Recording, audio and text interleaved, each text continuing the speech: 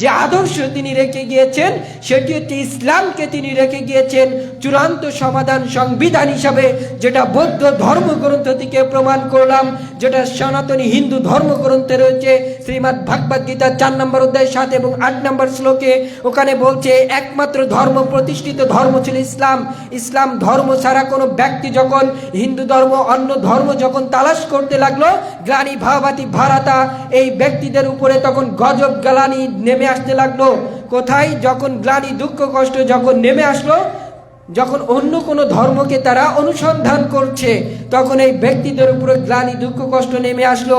অর্থাৎ এই গ্লানি বা এই ধর্মকে আবার প্রতিষ্ঠা বা রক্ষা করার জন্য সর্বশক্তিমান ঈশ্বর সম্ভাবমী যুগে যুগে প্রত্যেক যুগে ঈশ্বর সতর্ককারী বার্তাবাহক পাঠিয়ে থাকেন। এরই সর্বশেষ সতর্ককারী বার্তাবাহক হচ্ছে সর্বশেষ এবং চূড়ান্ত নবী মুহাম্মদ সাল্লাল্লাহু আলাইহি সাল্লাম, সর্বশেষ এবং চূড়ান্ত বার্তাবাহক, চূড়ান্ত মাইত্রী, চূড়ান্ত বৌদ্ধ, চূড়ান্ত ঋষি, তার মাধ্যমে ধর্মকে সম্পূর্ণ করা হচ্ছে।